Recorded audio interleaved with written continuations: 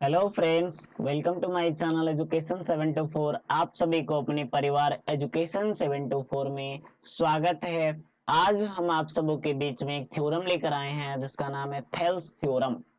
Thales theorem ये कक्षा 10 का, बिहार बोर्ड कक्षा 10 का है, जो कि मैट्रिक परीक्षा 2023 के पॉइंट ऑफ व्यू से वीवी आई है। और हम लोग आज इसी को सीखने का प्रयास करेंगे, इसको सिद्ध करने का प्रयास करेंगे। और बहुत आसान सा थ्योरम है गाइज। पता नहीं बच्चे लोग क्या करते हैं, एग्जाम में आते हैं क्वेश्चन तो छोड़कर आ जाते हैं, बल हमें तो थेल्स थ्योरम समझ नहीं आया, हमें तो त्रिभुज समझ ही नहीं आता है। तो गाइज बहुत आसान है। हम लोग सिर्फ इसका क्या करेंगे, कॉन्सेप्ट को देखेंगे। कॉन्सेप्ट यदि समझ में आ गया, देखो गाइज क्या होता है ना, कि किसी भी चीज का यदि कॉन्सेप्ट पता चल जाता है तो क्या होता है, कॉन्सेप्ट यदि हम किसी चीज का जानकारी हो जाता है उसके बारे में, तो वो चीजें जो होता है वो क्या होने लगता है, आसान लगने लगता है। और वही चीजें यदि किसी चीज की कॉन्सेप्ट यदि पता नहीं होता है तो वो हमें क्या लगता है ऐसा लगता है कि वो कितना भारी है। तो चलिए गाइज, वीडियो को शुरू करते हैं। यदि आप हमारे चैनल पे नए हैं तो प्लीज चैनल को सब्सक्राइब कर दें, और वीडियो यदि अच्छा लगे तो वीडियो को लाइक करें, शेयर करें। तो चलिए गाइस, टाइम को वेस्ट ना करते हुए हम लोग अपने वीडियोस को आगे बढ़ाते हैं, अपने क्वेश्चंस पे आ जाते हैं। क्वेश्चंस कहते हैं कि यदि किसी त्रिभुज की एक भुजा के समांतर अन्य दो भुजाओं के भिन्न भिन्न बिंदुओं पर प्रतिच्छेद करने के लिए रेखा खींची जाए तो ये अन्य दो भुजाएं एक ही अनुपात में विभाजित हो जाती है। तो चलिए फर्स्ट ऑफ ऑल गाइस, हम लोग क्या करते हैं, ये कह रहा है एक त्रिभुज की बात कर रहा है, त्रिभुज की बात कर रहा है, तो हम लोग क्या करता हूँ, इसका एक त्रिभुज खींच लेता हूँ। चलो, एक त्रिभुज को हमने क्या कर लिया, खींच लिया। अब इस त्रिभुज का क्या करता हूं, मैं नाम दे देता हूं। चलो, इस त्रिभुज का नाम दे दो, इस त्रिभुज का नाम दे दो क्या, ए। ये त्रिभुज का नाम दे दो बी सी, यानी कि ए बी सी। त्रिभुज का क्या हो गया, नाम हो गया। अब कहता है कि एक भुजा के समानांतर कोई रेखा खींचा जाता है। तो चलो, हमने क्या किया कि बीसी भुजा के समानांतर क्या करता हूं, एक रेखा खींचता हूं। एक रेखा खींचता हूं किसके समानांतर, बीसी के समानांतर एक रेखा खींचता हूं। तब क्या होता है ना, कि ये जो अलग अलग, देखो यहाँ पे हम बीसी के समानांतर क्या करता हूं, यहां से एक रेखा खींच देता हूं। तो अब ये क्या किया, ये त्रिभुज के दो भुजाओं को, दोनों भुजाओं से दो भुजाओं को क्या किया, दो अलग अलग बिंदु पर क्या करेगा, ये प्रतिच्छेद करेगा। अब जब ये दो अलग अलग बिंदु पर प्रतिच्छेद करेगा, चलो इसका नाम दे देता हूं कि ये क्या है, डी है, और ये क्या है, ई है। अब देखो, ये डी रेखा बीसी के समानांतर है ना, और ये त्रिभुज के दो भुजाओं को क्या करता है, ये अलग अलग बिंदु पर क्या करता है, प्रतिच्छेद करता है। मतलब डी और ई जो है बिंदु है कहां पर, ए डी जो है ए बी पर है, और ई किस पर है, ए सी पर है। चलिए गाइस, जब हम लोग इसमें जो दे रखा है उसको लिख लेते हैं। इसमें जो दिया है लिखता हूं फर्स्ट ऑफ ऑल यहाँ पे, कि दिया है क्या, कि ए बी सी एक क्या है, त्रिभुज है। ए बी सी एक क्या है, त्रिभुज है, जिसमें जिसमें क्या दिया हुआ है, कि जिसमें डी ई जो है, डी ई समानांतर है किसका, बीसी का। डी ई समानांतर है बीसी का। और ये और क्या दिया हुआ है, ये और दिया हुआ है कि डी ई जो है, डी ई जो है भुजा ए बी, भुजा ए बी तथा एसी को, ए बी तथा एसी को, डी तथा ए बी तथा एसी को क्रमशः, है ना, क्रमशः डी तथा ए ई पर क्या करता है, ये प्रतिच्छेद करता है। देखो यहाँ पे काट रहा है ना, देखो डी और ई पर दोनों दोनों भुजाओं को क्या कर रहा है, ये प्रतिच्छेद कर रहा है, प्रतिच्छेद करता है। अब देखो, इसमें जो है ना, हमें सिद्ध करना है, कहता है देखो कि तो ये अन्य दो भुजाएं एक ही अनुपात में क्या होती है, विभाजित हो जाती है। मतलब देखो, ये जो है ना त्रिभुज का, ये अन्य दो भुजा ए बी और ए सी, ये ए बी और ए सी जो है दोनों सेम अनुपात में क्या हो जाता है, विभाजित हो जाता है। तो देखो यहाँ पे इस भुजा का अनुपात क्या हो जाएगा, ए डी बटा में डी बी, और वही अनुपात इधर होगा, ए ई बटा में ई सी, और दोनों आपस में क्या होते हैं, बराबर होते हैं। मतलब ये ना लिखना है यहाँ पे कि सिद्ध करना है क्या, सिद्ध करना है कि ए डी बटा में डी बी बराबर ए ई बटा में ई सी, ये हमें क्या करनी है, सिद्ध करनी है। तो चलिए इसके पहले हम लोग क्या करते हैं, इसमें कुछ रचना कर लेते हैं। रचना में हम लोग क्या करता हूँ, रचना में देखो, रचना में क्या करता हूँ कि ये जो डी जो दिख रहा है, डी बिंदु से कोई लाइन हम खींच लेते हैं, लंब खींच देते हैं, किस पर, ए सी पर। देखो यहाँ से डी से हम कोई लाइन क्या खींचते हैं, लंब क्या खींचते हैं, ए सी पर। और यहाँ से ई बिंदु पर से भी क्या करेंगे, लाइन खींच देंगे, लंब खींच देंगे, किस पर, ए बी पर। चलिए लंब खींच दिए, और क्या कर देंगे, ये बी से ई को मिला देंगे, और ये डी को किससे, सी से मिला देंगे। अब देखो गाइज यहाँ पे जैसे ही हम लोग मिलाएं तो यहाँ पे देखो डी से, यहाँ डी से ये लंब जो डाले हैं तो इसका नाम दे दो कुछ, क्या मान लो, एम दे देता हूँ इसका नाम, और इसका नाम एन दे देता हूँ। तो ये जो डीएम लंब होगा 90 डिग्री का कोण बनाएगा, यहाँ भी 90 डिग्री का कोण बनाएगा। चलिए अब रचना हमारा क्या हो गया, कंप्लीट हो गया। रचना में अब कुछ भी नहीं करना है, अब बस जो रचना हमने किया वही क्या करना है, इसमें लिख देना है। रचना में हमने क्या किया कि डीएम लंब क्या खींचा, ए डीएम, देखो डीएम लंब किस पर खींचा है, ए सी, तथा ईएन लंब किस पर, ए बी पर खींचा, ए बी पर खींचा। और क्या किया हमने कि ए बी पर जैसे ही इतना लंब खींचा, और क्या किया कि बीई तथा सी डी को क्या कर दिया, मिलाया, बीई तथा सी डी को क्या किया हमने, मिलाया। अब देखो गाइज, अब हम लोग इसको शुरू करते हैं। अब देखो यहां से देखो क्या है ना कि एडी बटा में डीबी, एडी आएगा कहां से, तो एडी आपको दिख रहा है, ये त्रिभुज एडीई त्रिभुज दिख रहा है, एडीई। तो इस त्रिभुज वाले एरिया में चलेंगे, इस त्रिभुज का एरिया निकालेंगे।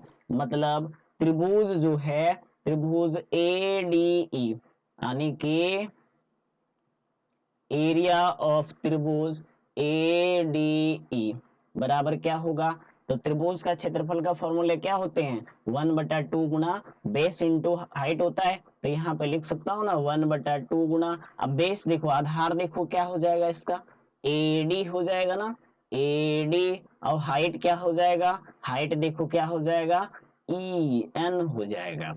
उसी तरह से देखो एडी हमारा क्या हो गया, इसमें आ गया। अब ये देखो डीबी है, डीबी, अब देखो ये डीबी यहाँ पे दिख रहा है आपको, डीबी, तो ये डीबी आएगा कौन सा त्रिभुज में, देखो बी डी ई में, इस वाले त्रिभुज दिख रहा है ना, बी डी ई में। अब निकालेंगे एरिया किसका, त्रिभुज बी डी ई का, तो क्या हो जाएंगे 1/2 गुना, आधार देखो क्या हो जाएगा यहाँ पे, डीबी हो जाएगा, और ऊंचाई क्या हो जाएगा, ई एन हो जाएगा।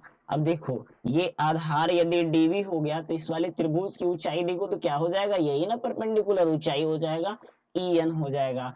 अब दोनों को हम क्या करते हैं, अब दोनों को डिवाइड कर देते हैं। अब जब दोनों को डिवाइड करते हैं मतलब एरिया ऑफ त्रिभुज ए डी ई बटा एरिया ऑफ त्रिभुज डी डी ई क्या हो जाएगा, 1/2 गुना A D Guna E N, और बटा में क्या हो जाएगा 1/2 गुना डी बी, और गुना में क्या होगा ई एन। अब देखो यहाँ पे क्या हो रहा है ना कि ई एन और ई एन कट जा रहा है, तो ये 1/2 कट जा रहा है, तो यहाँ क्या बच गया, ए डी बटा में डी बी, और इसको हम लोग इक्वेशन क्या कर लेते हैं, फर्स्ट मान लेते हैं। अब ये देखो इक्वेशन हमारा क्या हो गया, फर्स्ट हो गया। इसको अब देखो हम लोग यहाँ पे थोड़ा सा सेपरेट कर लेते हैं क्योंकि स्पेस नहीं है, और छोटा कर देता हूँ। अब देखो क्या है ना, अब हम लोग पुनः चलेंगे यानी कि इसमें हम लोग पुनः चलेंगे, क्या पुनः चलेंगे, देखो पुनः फिर से निकालेंगे ये एडीई का एरिया, हम लोग फिर से निकालेंगे। मतलब एरिया ऑफ त्रिभुज ए डी ई बराबर क्या होगा, इस बार देखो क्या करना हमें, इधर तो हमें ए ही लाना है, तो ए ही लाने के लिए हम लोग क्या करेंगे, आधार को क्या मानेंगे, ए ई मान लेंगे इस बार। तो क्या हो जाएगा 1/2 गुणा आधार क्या होगा ए ई, और इस बार ऊंचाई क्या हो जाएगा डीएम हो जाएगा। और उसी तरह से बताओ यहाँ देखो ईसी लाना है, तो कौन सा त्रिभुज में चलना पड़ेगा, सी डी ई में, यानी कि एरिया ऑफ त्रिभुज सी डी ई में क्या हो जाएगा 1/2 गुना, अब इस त्रिभुज का आधार देखो क्या होगा ईसी होगा, और गुना क्या हो जाएगा ईसी, तो ऊंचाई क्या हो जाएगा इसका डीएम हो जाएगा। अब इसमें क्या करता हूँ, दोनों को क्या कर देता हूँ मैं डिवाइड कर देता हूँ, दोनों को क्या कर देता हूँ डिवाइड कर देता हूँ, मतलब एरिया ऑफ त्रिभुज किसका ए डी ई बटा एरिया ऑफ त्रिभुज सी डी ई बराबर क्या हो जाएंगे, देखो ये 1/2 इंटू ए ई और गुना क्या हो जाएगा डीएम, और यहाँ क्या हो जाएंगे 1/2 गुना ई सी और गुना क्या हो जाएंगे डीएम, और यहाँ देख रहे हैं डीएम से क्या होगा, डीएम ये कैंसिल हो जाएगा और हाफ से हाफ कट जाएगा, तो क्या बच जाएगा, देखो यहाँ क्या बच जाएगा ए ई बटा में ई सी, और इसको हम लोग समीकरण क्या कर लेते हैं सेकेंड बना लेते हैं।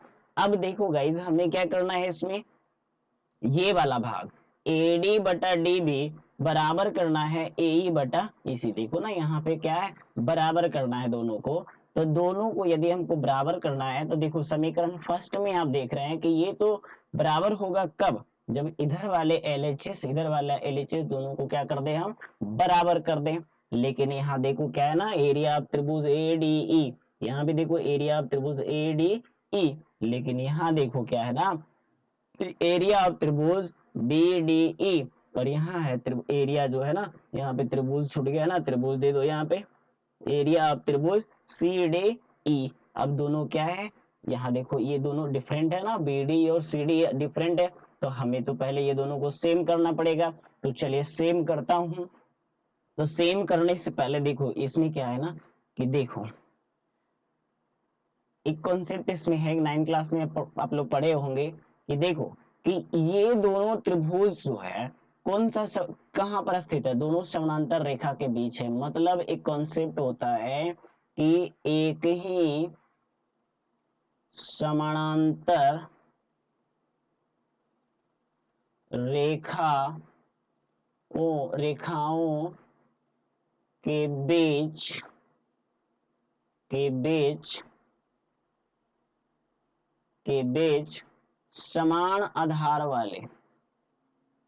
समान आधार वाले बने त्रिभुजों का क्षेत्रफल क्या होते हैं बराबर होते हैं, क्षेत्रफल क्या होते हैं बराबर होते हैं। ये कॉन्सेप्ट जो है ना 9 क्लास में आप पढ़े होंगे, यदि नहीं भी पढ़े हैं तब से याद रखिएगा कि एक ही समानांतर रेखाओं के बीच समान आधार वाले बने त्रिभुजों का क्षेत्रफल क्या होते हैं बराबर होते हैं। अब देखो इस कंडीशन को इसमें अप्लाई करते हैं, देखो यहाँ DE दिख रहा है DE और यहाँ क्या है BC, ये BC और DE देखो दोनों क्या है समानांतर है ना, देखो यहाँ दिया हुआ है दोनों समानांतर है। अब देखो जरा ये त्रिभुज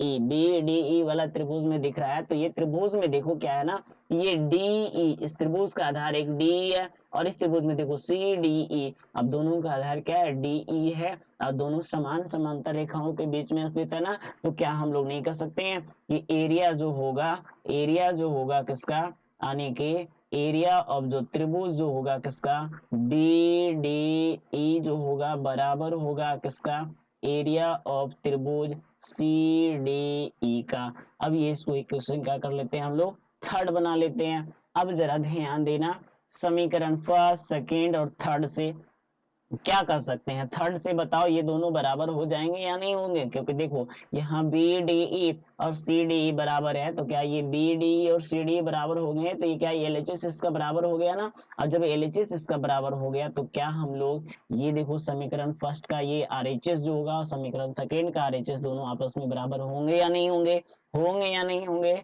चलिए हो जाएंगे, तो यहाँ से लिख देंगे क्या कि समीकरण फर्स्ट सेकेंड तथा थर्ड से क्या कर सकते हैं, लिख सकते हैं हम कि ए डी बटा में डी बी बराबर क्या लिख सकता हूं, ए ई बटा में ई सी। और ये हमारा क्या हो गया, प्रमाणित हो गया।